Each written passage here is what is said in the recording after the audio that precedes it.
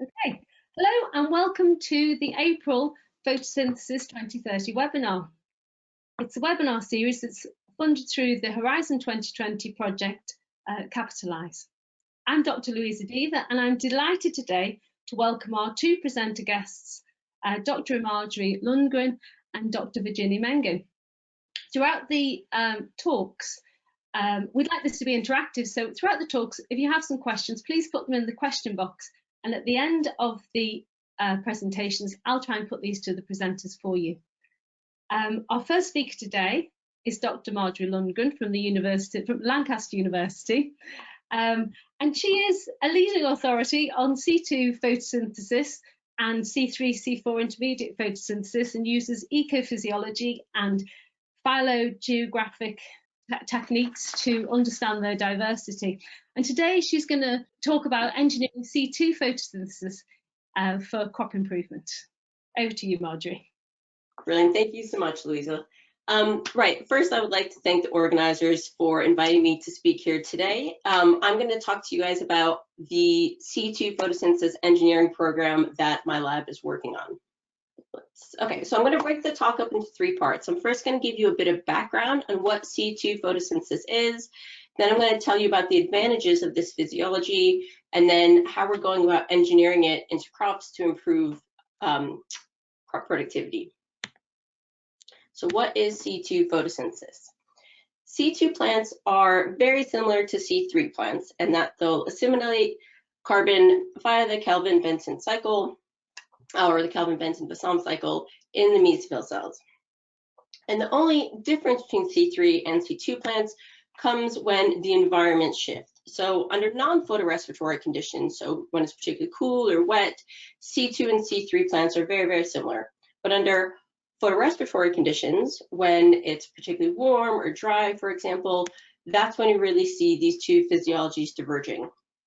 So as a bit of background and a reminder, when rubisco helps oxygen bind to RUBP instead of carbon dioxide, that creates toxic byproducts that need to be ameliorated through this process of photorespiration, which is energetically costly. In a C3 plant, that whole process occurs in a single cell type, and that cell type is usually a mesophyll cell within the leaf. In C2 plants, they actually spatially separate photorespiration across two cell types, and they do it in a very clever way. So this enzyme complex, GDC, which is glycine decarboxylase, in a C3 plant exists in the mesophyll cells, which is why all of photorespiration can happen in that one cell type. But in C2 plants, GDC is no longer present in mesophyll, and it's only present in the bundle sheath. So what this means is, when glycine is produced as part of photorespiration, that glycine cannot be decarboxylated unless it gets moved into the bundle sheath. So what happens is the glycine starts to accumulate in the mesophyll cells. When it reaches a certain concentration, it starts to diffuse into the bundle sheath, where it then comes across GDC, this glycine decarboxylase complex, and then it can release CO2 there, well, along with ammonia and serine. But to keep this story simple, I'm just going to talk about carbon for now. So it releases CO2 in the bundle sheath, and it can then be reassimilated in a secondary Kelvin cycle in the bundle sheath. So it's essentially a natural CO2 recycling mechanism. It takes the CO2 that would have been lost from photorespiration and it reassimilates it back up. So that improves photosynthetic efficiency.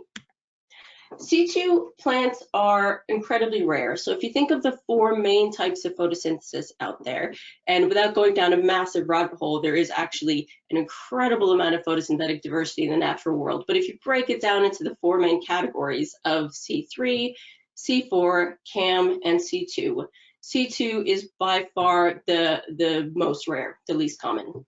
And it's only been characterized at the moment in fewer than 60 species that arise from about 20 different plant lineages, 15 of which are eudicot and 5 of which are monocot. I have a list of species here on the left. There's only one crop species that has currently been identified as using C2, and that is rocket or arugula, depending on where in the world you're coming from. You might call it one or the other. You might also notice that some of these families that have evolved this C2 physiology are some of our most important crop families.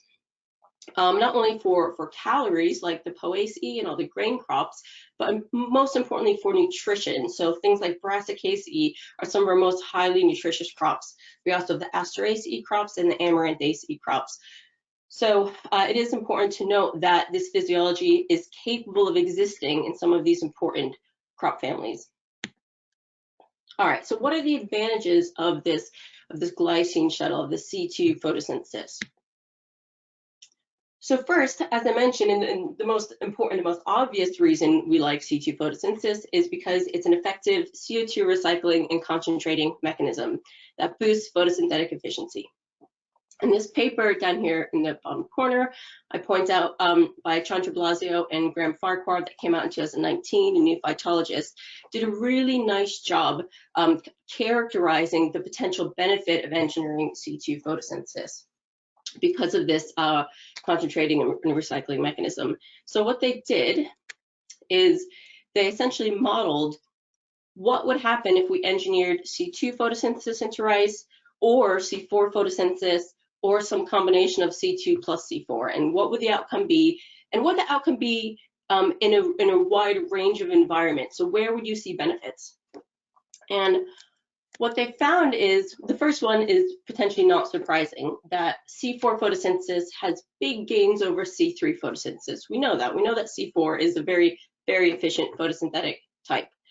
But we only see these gains, or the models show that you only see these gains in a subset of environments. So really only in these high temperature, high light environments is where C4 is going to really outperform C3 very well. But this is what's interesting, is when you look at C2 photosynthesis, that showed an improvement over C3 photosynthesis in all combinations of temperature and light. The difference is we don't see huge gains like you get with C4. They're quite small gains, so less than a 10% boost. But because it's available across a broad range of environments, that's a really strong advantage to C2 photosynthesis. And to give you just a bit more detail on what their model showed, they found that C2 rice would assimilate more carbon than C3 under ambient CO2, but importantly also under warm temperatures, so anything over 35 degrees C, high light over 700 micromoles per meter squared per second, and also at low CO2, as you would expect, so anything less than ambient really. We also found that when it would outperform C3 in high CO2 conditions, as long as there's also high heat, as we would expect with climate change. So this modeling approach leads us to believe that engineering C2 photosynthesis into crops could have an important benefit across a wide range of environments. And that explains the very, very broad geographical and ecological distribution of C2 species in the wild. So the green dots behind the map here, those are GBIF, so the Geographic Information Facility database of occurrence points. And you can see where C2 plants have been found. Where there's green, it's pretty reliable to know that the C2 species have been found there. In the absence of points though, that's a bit less reliable because it could just be that they don't have good occurrence data for those geographic regions. So this is kind of a conservative idea of where C2 species live. And I should say that this comes from a paper I worked on with Pascal Antoine at Sheffield a few years ago, and that's a JXBOT, I think that's 2017, that paper. But what I want you to take away from this slide is that C2 species grow in incredibly diverse environments. So they can grow in areas with winter temperatures down to -25, growing season temperatures down to -10 degrees, 285 degrees of frost per year in the Rocky Mountains. So they can grow in incredibly cold places, but they can also grow in incredibly warm places. So they're growing in Pakistan in areas where you have 32 degrees growing season temperature. They can also grow in very different water regimes. So in the tropical rainforests of Colombia, they exist in areas with over 7.5 meters of rainfall, but they also exist in these coastal deserts of Peru, where there's virtually no rainfall. It's incredibly little rainfall they get per year there. So C2 species can grow in a very, very broad range of environments. They're also physiologically plastic. So if you think of it that under non-photorespiratory conditions, they default to a C3 state, and under photorespiratory conditions, they initiate this glycine shuttle. So they have the ability to turn on and off this photorespiratory CO2 recycling mechanism depending on the environment they're in. So that is a level of environmental inducibility. So you can think of it that C2 plants theoretically should do well in C3 environments, because if they just don't use the glycine shuttle, they are essentially a C3 plant. So working under the assumption that C2 plants don't have a cost associated to that physiology, you can assume that they'll also do as well as a C3 plant in C3 environments. When I say C3, I mean kind of cooler, wetter environments. But they'll also do well in kind of C4 environments, so those warm, drier areas, because when it is warmer and drier and photorespiration is happening, they'll recycle that CO2, so it's not lost.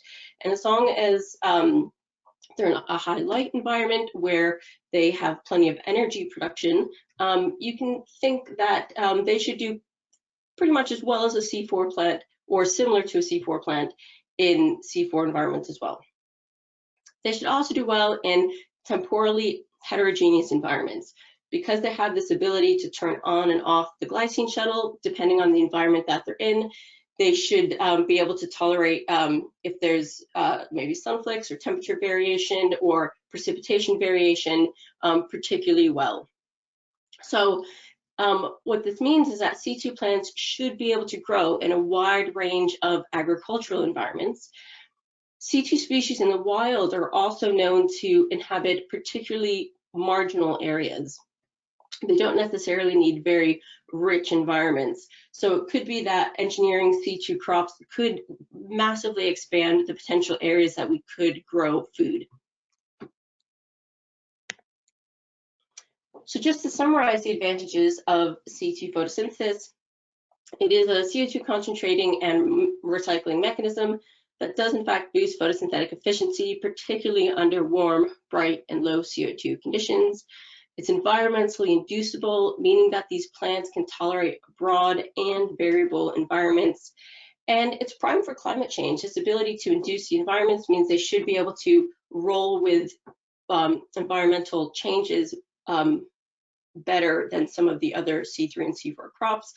And because it's already found in these important high nutrient families, by focusing on those families, we could work towards fighting malnutrition more so than maybe just focusing on the Poaceae alone.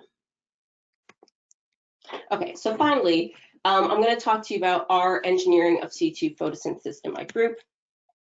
So first thing I'm going to do is I'm going to talk about what kind of modifications might we need to engineer in order to recreate a C2 phenotype.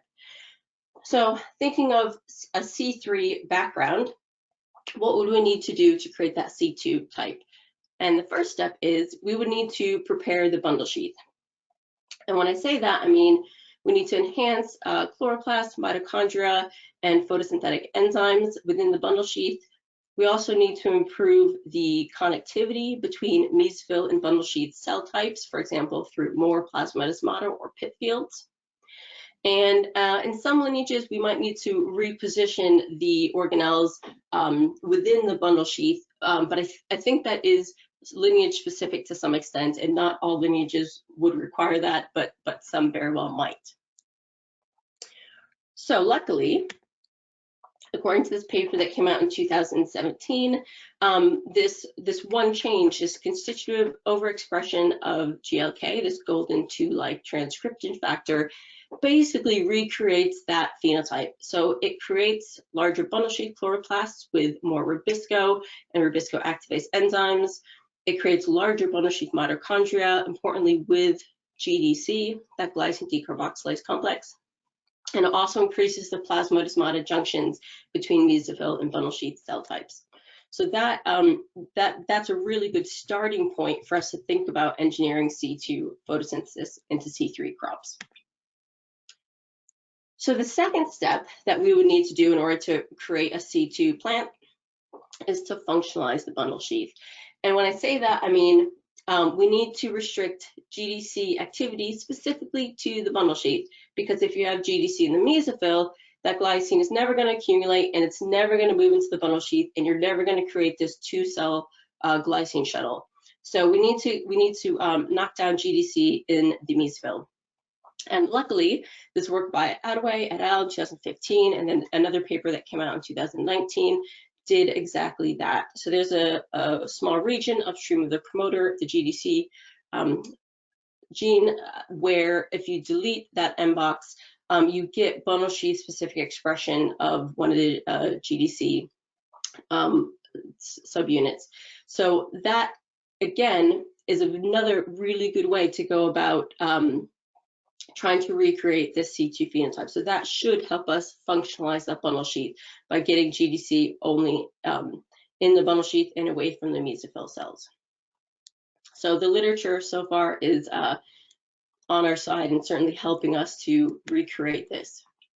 And then finally, there very well will be additional modifications that need to happen in order to optimize this C2 shuttle. So it might be using steps 1 and 2 that I described above. We might be able to create a proto C2 system, but there will be other things that we'll need to do in order to really optimize it and get it working well. For example, we might need to enlarge bundle sheath cells. We also will very likely, and indeed are, need to think about how these changes, how creating this glycine shuttle in a C3 background, how is that going to interact with the other metabolic processes going on in the plant? So for example, how are we going to impact the nitrogen and sulfur metabolisms? So that's something that we are thinking about now and need to take into account in this engineering program. Okay, so we are engineering C2 photosynthesis in my lab as part of a group of 3 amazing women scientists that I'm incredibly lucky to work with. First, we have Tamara Hernandez-Verdeja, Roxana Koshravesh, and Brittany Heap. Together, the 4 of us are working on this C2 engineering program at Lancaster. And Roxana is working on the first part, which has to do with identifying phenotypic and genotypic components of C2 across all the different plant lineages that use that. To date, we have an idea of what C2 plants look like from studies on a few of these different lineages, but no one has really comprehensively characterized exactly what we mean when we say C2 across all the different lineages in which it has evolved. So that's what Roxana is doing first. The first thing she's doing is looking at the phenotype by using a battery of different tests. So we are going to have a very, very good idea of exactly what C2 plants look like in the coming month/year.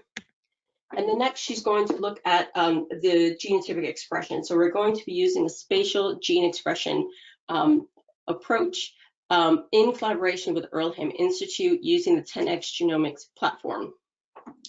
So we should be able to look distinctly at mesophyll versus bundle sheath cells and the gene expression profiles in those cell types separately.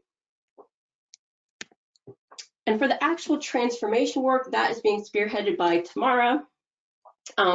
We are starting with this backbone approach that I mentioned earlier. So we're starting with the constitutive overexpression of GLK, and then we're following up with that M-box deletion. We think that is a nice backbone to start this C2 engineering work.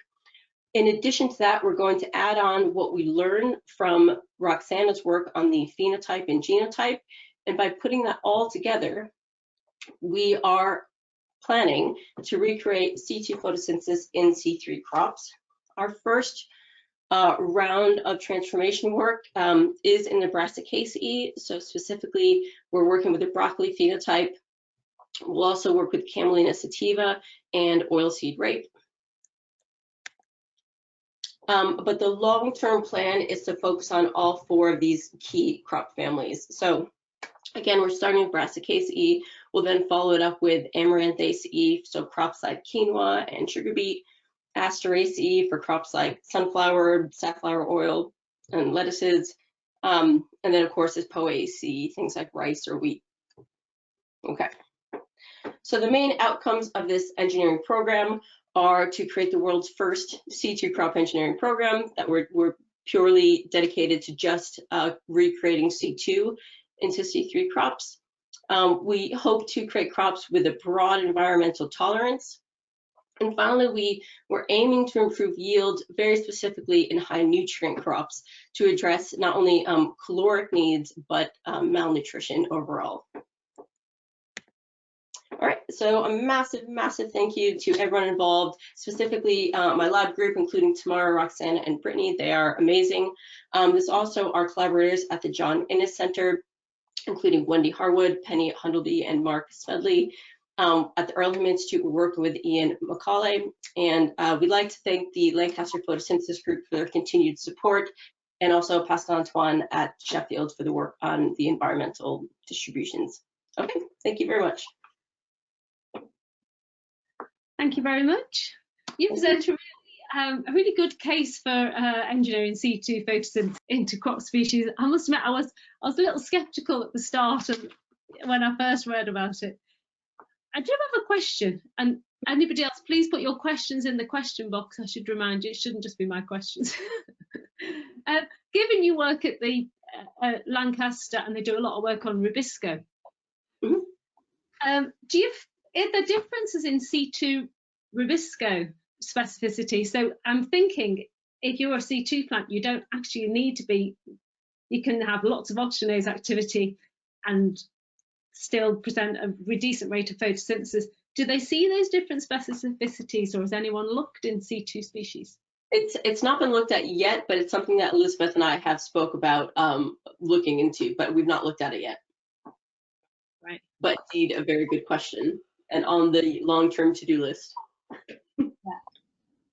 And my other question is, are they easily identifiable? If I wanted to, for example, can you see differences if you're looking at an erga trace, for example, with the Lycor? Yeah, that's a very good question. So it's a bit of a fact to identify them, which is why I think there's a lot more C2 out there than we currently know. Yeah, so for example, one of the easiest ways to get a sense of it's using C2 or not is to look at the CO2 compensation point. So if you do an ACI curve and you look where that ACI curve crosses the x-axis, so how much CO2 do you need inside the leaf in order to overcome photorespiration? In a C3 plant, it's quite high. You need a lot of CO2. So it's usually, let's say, around above 40. But in a C4 plant, it's very, very low. It's less than 5 usually. In these C2 plants, you get an intermediate value, really anywhere between 5 and 30 or something, but usually it's around maybe 20. So that's probably the quickest way to get a sense if it's using C2. We tend to follow that up with other lines of evidence. So looking at leaf anatomy. So one obvious thing about leaf anatomy is not only we get loads of chloroplasts in the mesophyll, like a C3 plant, but you also get loads of chloroplasts in the bundle sheath, like a C4 plant. So if you do a quick cross section of a leaf when it's nice and green, and you see lots of chloroplasts in both the mesophyll and the bundle sheath, you should start thinking, what the heck is going on here? And those are C2 plants, is when you have a lot of chloroplasts in both of those locations. So that's another good way to back up that claim. There's other things you can do with immunolocalization and some more detailed physiology, but those are probably the quickest and easiest ways to identify C2. Yeah, I just think it'd be really interesting to have a look, especially in the Brassicaceae, to see if you could do a really quick identification. I've got some questions here actually as well. From Chris Rains, I have, is photorespiration restricted only to the bundle sheath in C2? No. Well, in C2, it'll be spread across the 2 cell types, but there's, yeah, so it would be across the 2. So, I mean, in theory, you could have a full photorespiration cycle within a bundle sheath, but because the lack of GDC, you would never have a full photorespiration cycle solely within the mesophyll in a C2 plant, if that answers your question. I have another question, this time from Nico Blanco, and his question is regarding energetic reprogramming in C2 with respect to C3. Is there more cyclic electron transport in bundle sheath cells? I think there would have to be. I've personally not characterized that yet, but I think the answer is yes, but it needs to be confirmed, is I think the short answer. Okay, and I have another one here. Given all the advantages, why is C2 photosynthesis so rare in nature? That is a fabulous question, one I get asked every single time I give a talk, and for good reason, because I basically just spent 20 minutes telling you how fabulous it is, and yet I also snuck in there the fact it's incredibly rare. So if it's so fabulous, why isn't it more common? Well, there's different ways to think of it. One, just because something's amazing doesn't mean that every plant lineage can evolve it. You have to have the mutations and the enablers to allow evolution to take hold of these things. Also, I do think it's more common than we realize. I think there are species that probably use it that haven't been characterized as such. I also think there are individuals within a species, so maybe at the population level, that use it that haven't been characterized. Even with that said, I think it's still pretty rare.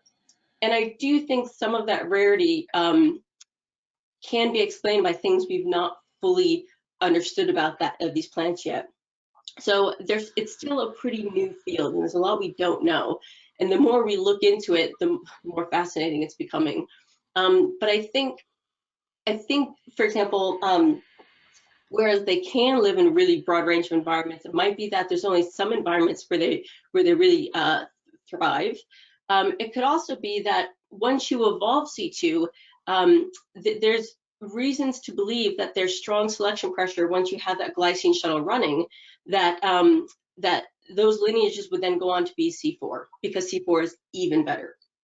So there's reasons due to the actual physiology and biochemistry of the plant, but there's also ecological reasons. So once you evolve C4 and you can suddenly exist in warm, arid environments better, that then becomes a selection pressure to then evolve C4, which does even better in those environments. So I think there are a lot of reasons why C2 is not terribly common, despite how great it should be. But I still think there's unexplained reasons that we haven't figured out yet, but we are working on that. I have a PhD student, Catherine Walsh, who is doing some very, very fascinating work looking at the interactions of carbon, nitrogen, and sulfur metabolisms, and how that might be limiting C2 presence and C4 evolution. But yeah, we're still working on it, basically. Okay, I've got 3 more questions. I'll stop talking so much. And then we'll move on to Virginia. So I'm getting lots of congratulations and compliments on your presentation, but are the chloroplasts from the bundle sheath different from the mesophyll as it is in C4? Yes, I've been asked this before. Roxana should honestly be answering this question, not me. I think they're not so diverged as you get with C3 and C4 chloroplasts. So those are very obviously different. And C2, I don't think it's quite so diverged. I don't think it's quite so different. But to be honest, we need to look at that very carefully. And again, we need to look at it across all the C2 lineages so we can have a firm answer to that, because I have been asked that question before. And I still don't have a very good answer for it. Like, I think they are starting to diverge, become different, but I don't think it's that obvious as with C4 plants. Okay. I've got one from Tom Lang. Do you know any ways to induce C2 in order to measure other phenotypic effects?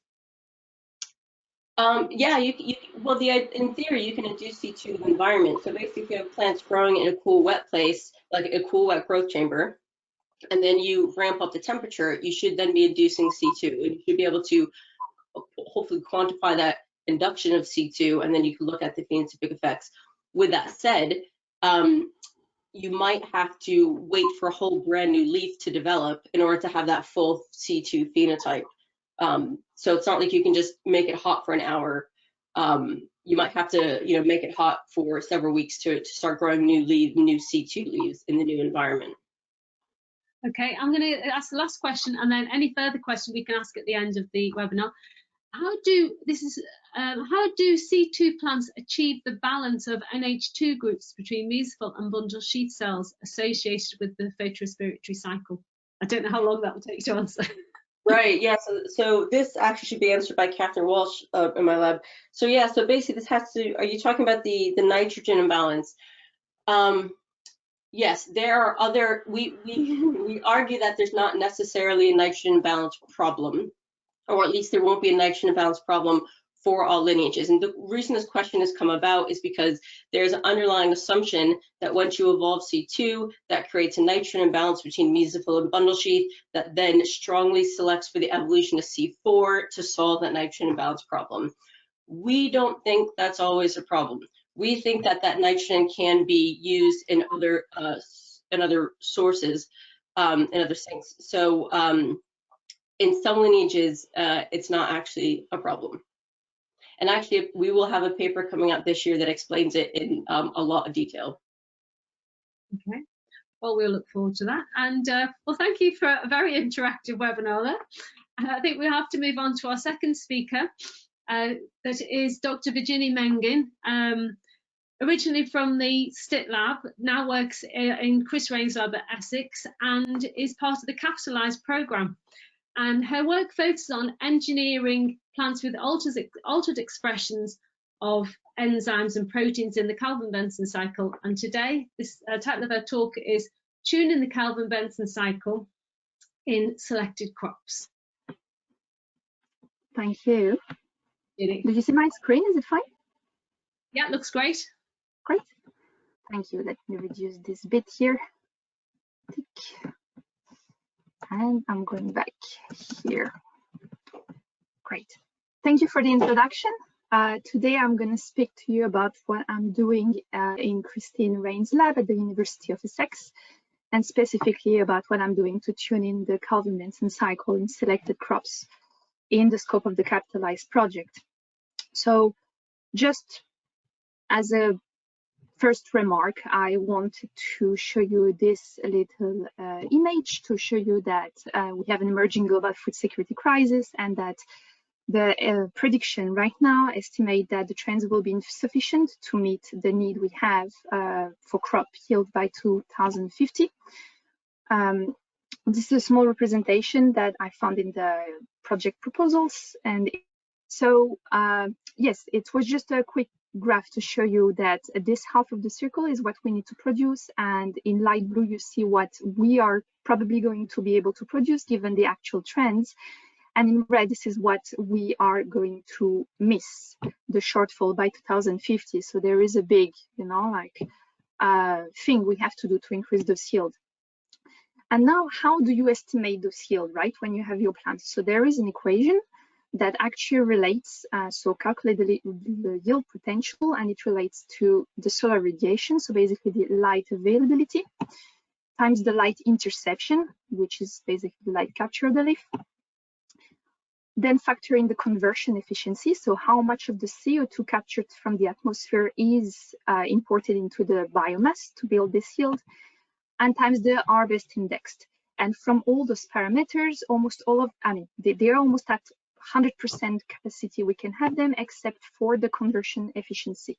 So basically, improving photosynthesis and this conversion efficiency will be the way to improve yield in the future. So this is in the scope that the Capitalised project takes place, and it wants to, or the basic goal is to translate fundamental knowledge on photosynthesis into selected crops. And we have three main crops: barley, tomato, and maize. And at the University of Essex, we are particularly working on work package 3, which is looking at kinetics of photosynthetic response and tuning the Calvin-Benson cycle. So in Christine's lab at the University of Essex, they have a lot of knowledge about what's happening in the Calvin-Benson cycle. I'm showing you a tiny representation of it now, and without going into too much detail, you have here the Rubisco, which takes up the substrate Ruby P and CO2 from the atmosphere in the carboxylation step and creates the first stable intermediate of the cycle. Then there are two more reactions, which we call the reduction phase of the cycle, which is going to create the triose phosphates, so the HAP and G3P. And this starts a phase that we call the RuBP regeneration, because it ends up with the production of the Rubisco substrate back to the beginning of the circle.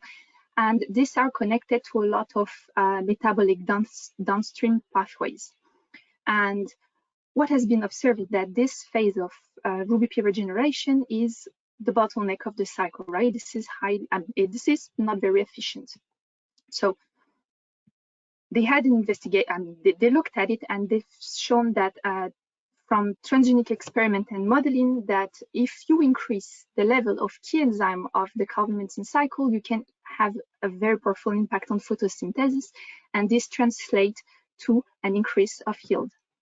And those enzymes, they are, the most promising one are the SBPAs, which are highlighted here in green, and sometimes in a combination with the FBP aldolase. Then we also work in collaboration with the University of Lancaster, with the group of Elizabeth Carmo Silva, and they have an interest in the Rubisco activase, which, as its name indicates, activates the Rubisco. So these are potential targets that we can look at. So I have two main projects in this this collaboration. The first one is to tune the carbon-medicine cycle inside the lab. And one of the first questions we were asking is how to increase transcription in a non-GMO plant, right? Because according to European Union regulation, GMOs are not allowed in the field. And so every organism that carries something that, or a transformation that does not occur naturally by mating or natural recombination, will not be allowed in the field. So for example, this does not include transformation or changes that are done by UV or by chemicals, okay, the single base pair changes, it doesn't fall under this regulation. And maybe what we can do with CRISPR-Cas now with these very targeted changes could also fall under this definition of what is being acceptable. But how to increase the transcription of a gene? So in these studies I just mentioned before, they were using transgenic plants where they used a stronger promoter to drive the expression of those enzymes. But we could also use activators, given that this is something that is happening naturally. So if we can, put it at the correct place or express it at the correct time, maybe this could work. But we decided to focus on removing repressors. Okay, so we want to know where they are silencers and edit out those silencers specifically. So just to give you a bit more context, this is, for example, a gene module where you have the traditional promoter followed by the UTR, then you have your gene with the exon and the intron and another 3' UTR here.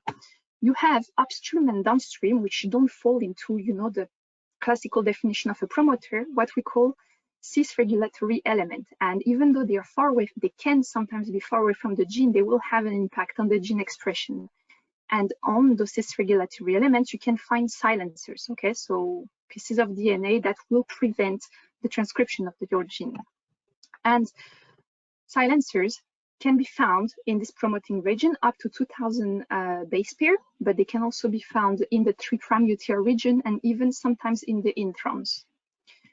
So for our work, I started to focus only on the promoting region, so only on the upstream region, but we keep in mind that it can be also somewhere else. So what I've been doing for project 1 is to have this aim, developing CRISPR-Cas tool to target gene expression changes in photosynthetic genes in target crops.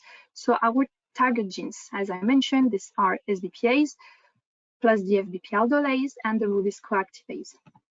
The approach would be to use, so first curate our gene analysis, then identify some regulatory motifs on this promoting region, then edit them in plant, and then finally screen the plant we get. And if needed, go another time and, really fine tune where we can, remove sequences.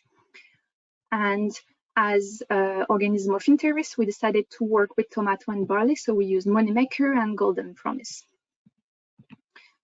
Now, I want to talk to you like what I did basically with this thing. So first step was to select the promoter sequence to analyze it.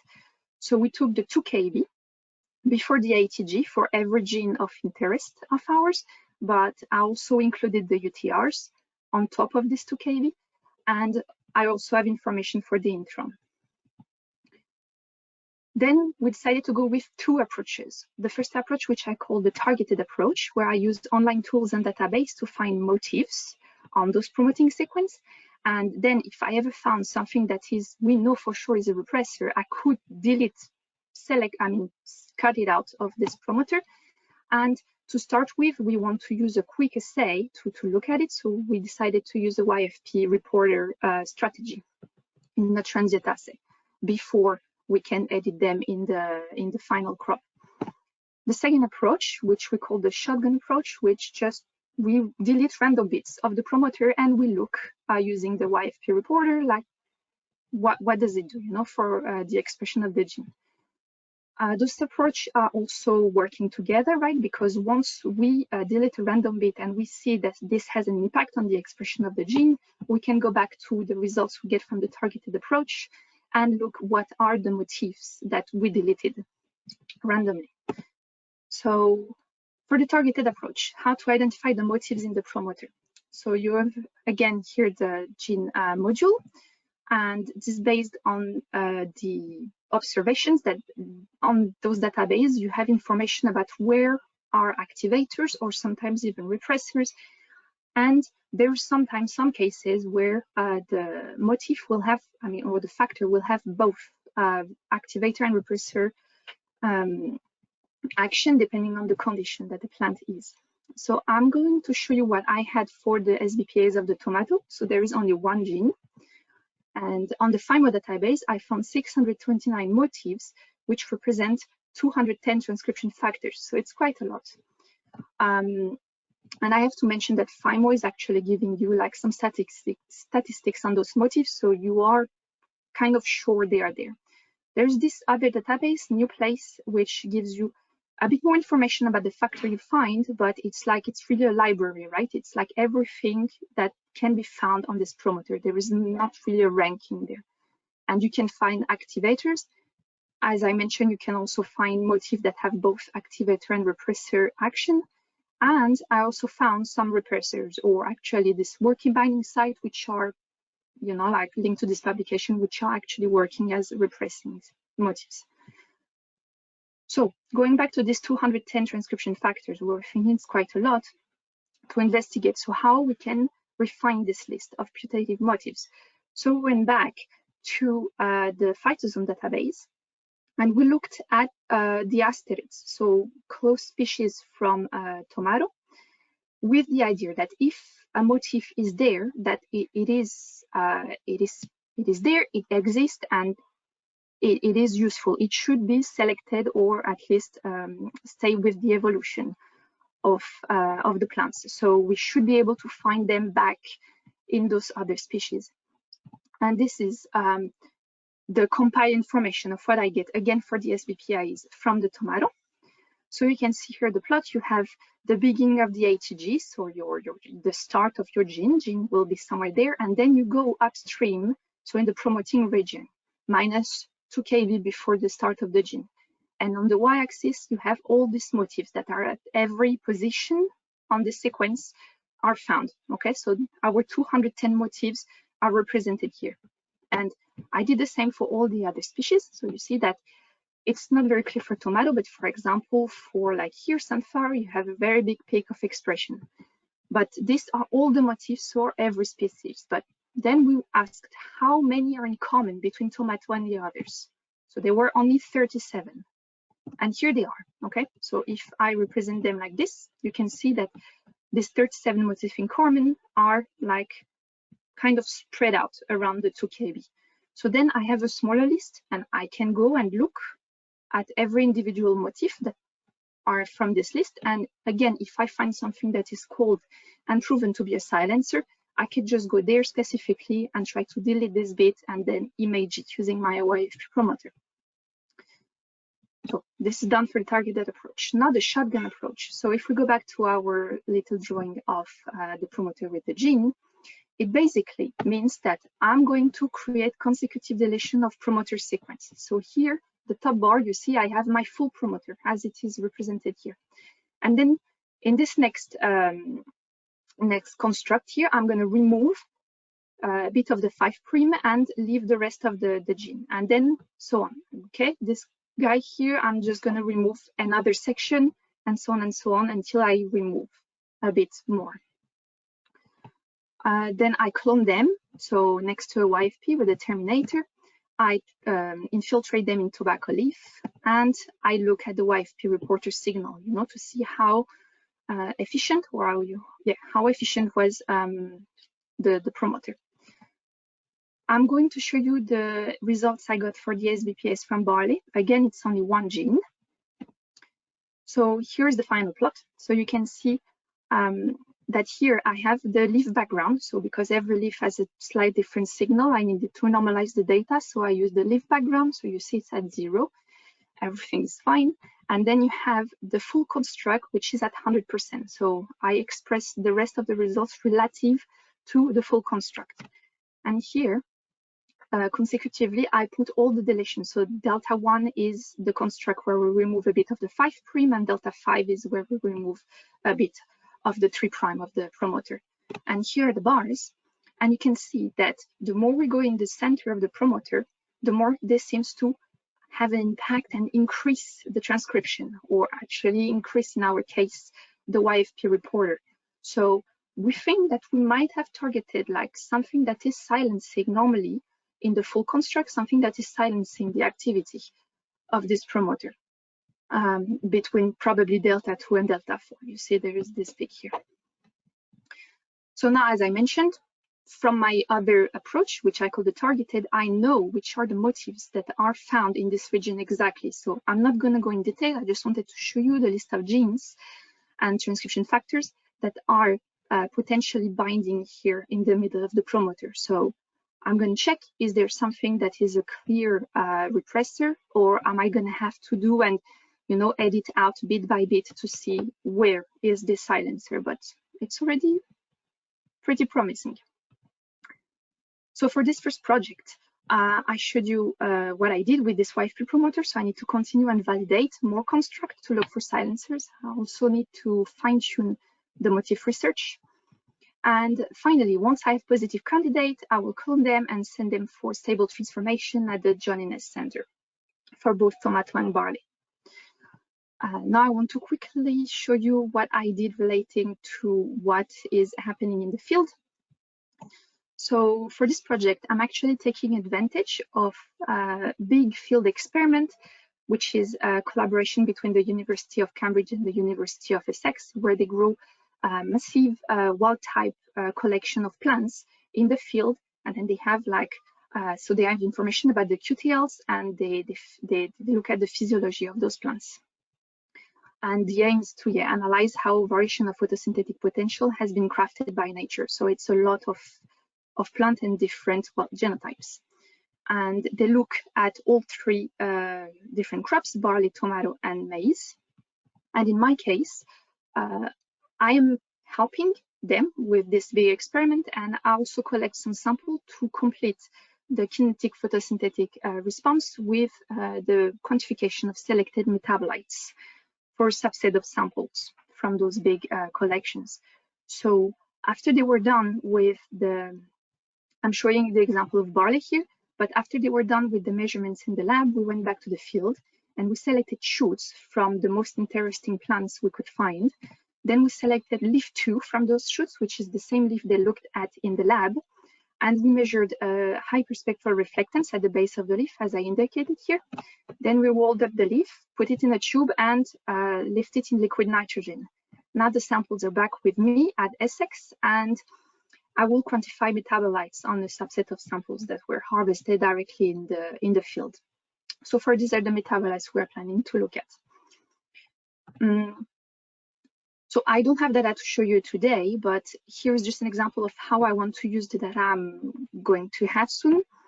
So first one is to relate a specific metabolite to a specific wavelength in this hyperspectral reflectance, spectra. You can see here from this publication, they have like a summary of what metabolite can be measured with what wavelength. there is also this paper from Angela Burnett, which showed that she could actually fit a model which would make the observed proline content correlate with the predicted proline content from a partial least square regression model.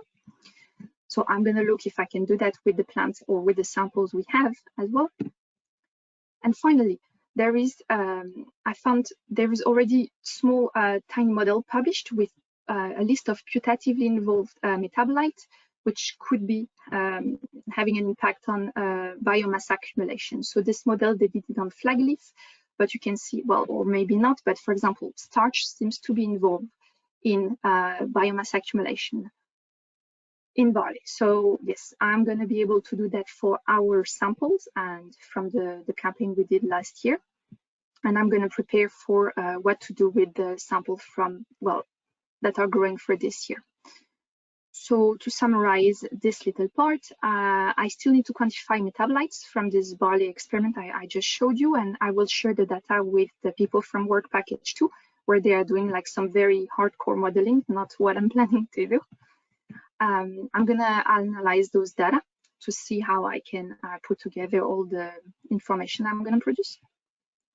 And then, as I mentioned, I'm also thinking about preparing for the 2022 harvest, because as you might notice, I am not planning to measure any CBC intermediate in the samples we harvested last year, because the plants, I mean, the leaf were not harvested quickly enough, right? We really need to freeze out, to really quench them really rapidly if we want to measure any CBC intermediates. And yes, this is not possible for the sample we have now.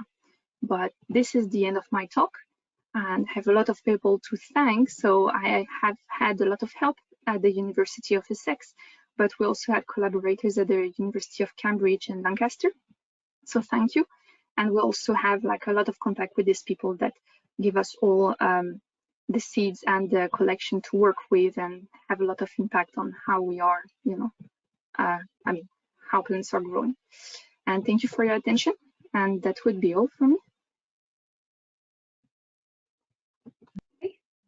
Thank you, Julie. That was great. Please put your questions in the question box if you have any questions for Virginie. My first question is there a consequence of removing these repressors? I can see why you would remove these expression repressors, but is there any are you aware of any consequences that would happen? I presume that they're for a reason. The silencers, you mean? Yeah, is it, if you remove the repressors of your enzyme expression, do you think there'll be any other than your dream result, that is having a highly active enzyme? Yes, I imagine there is a reason, right, why a gene would be expressed or will be silenced at a certain time, at a certain moment, but I don't know. I don't know. It's would be the same, for example, I imagine, but it would be the same if you are putting a constitutively active promoter, you know, like this this study they did before. They just replaced the promoter and they looked at the plant, and the plant looked fine so far. It was just bigger and had more photosynthetic capacity. And I'm not aware about any downfall from it. Would it be active all the time? It's a valid question. Would it be active all the time? Well, that would be, yeah, that would be the logic. I hope so, but it will also be dependent on how I'm doing my observations, right? But yeah, the logic would be that it would be active all the time. And do you see that sort of range of activity in natural variation? Is that something you've seen in nature, that you have higher levels of activity and lower levels that match the sort of levels you're hoping to achieve? So I did not measure it, but this is what I'm planning also to do with those samples. So the samples I harvested, so it's a big collection, right? We had 320 plants, and I think I just harvested 50 of them. But I took care that I was taking from the least, so I had access to the size of the grain, basically, right? So I took from the smallest one to the biggest one. So I have a plant that doesn't do well with yield or has a very small yield, and the plant that has a very big yield.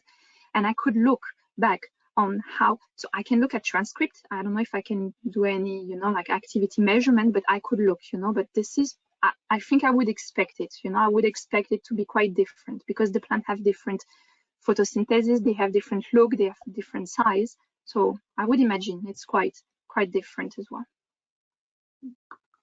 I've got a question here from Peter Wally. I was going to ask if you know of other off-target targets that will be overexpressed if you remove suppression based on sequence similarity. I think using CRISPR-Cas, you are pretty sure you are only targeting your gene of interest. But yeah, if they are off targets, yeah, that would be obviously a problem, right? But I think the CRISPR-Cas or what we're planning to use, it's going to be extremely targeted, and we're going to look if we have anything, you know, like off target or. And in addition, will you be checking DNA modifications that cause suppression? DNA modification that cause suppression. You mean as a silencer? Sorry. I presume so. This is the question.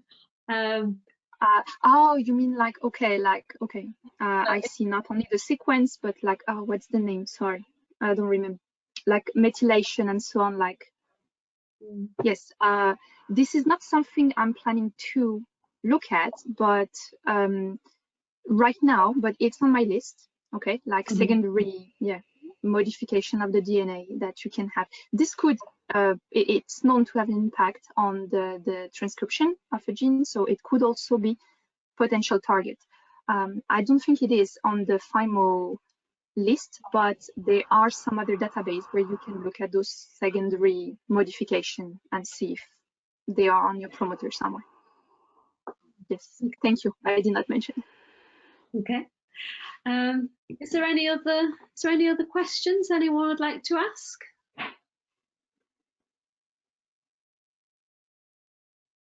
So do you think this would be a relatively easy modification then to transfer into gene edited plants, or do you think it will require many other modifications of other enzymes downstream and upstream?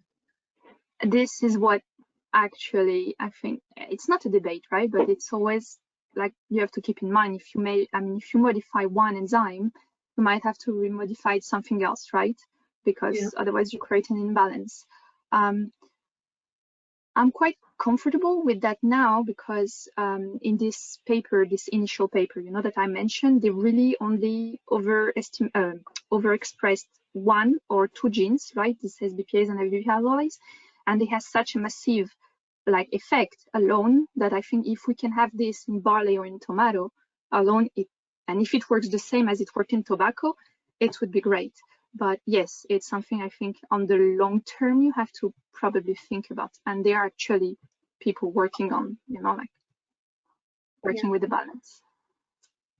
That's really interesting. It's really interesting stuff. Yeah, it's really just the start of. Yeah. Okay. So if there isn't any more questions, no? If there isn't any more questions, that just leaves me to thank our 2 speakers for very stimulating talks today. They were great. I really enjoyed them. Oh, hold on. There is one more question. One moment. Not sure who it's for.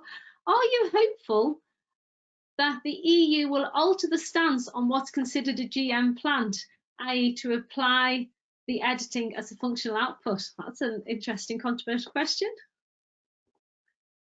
Are you hopeful? Yes, I was reading a lot about it yesterday, and like there were some people very optimistic about it because technically, you know, like there are some naturally occurring, you know, like thing that could happen to the promoter, you know, something just come in and, you know, like the gene doesn't work or works better or whatever. So, you know, if you can say, yeah, it could naturally occur, maybe you can work your way out. Some others are very like pessimist and think that all CRISPR techniques will be, you know, crossed out because you modify the genome and it's not natural.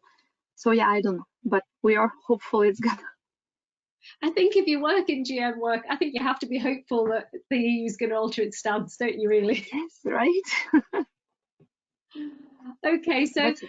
it just leaves me to thank you both very much for a really enjoyable webinar today. There is no webinar next month, so there's no May webinar, but we are back for the June webinar.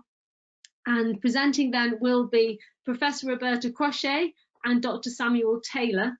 So please register for these. And if you've missed any of the webinars and you'd like to listen to them, some of them are on the Capitalised website. If you type in Photosynthesis 2030 webinars, there's access to some of the webinars that's been in the last couple of months that you can listen to. So please don't forget to register for the June webinar, and I look forward to seeing you there. And thank you once again. Really enjoyed it. Bye-bye.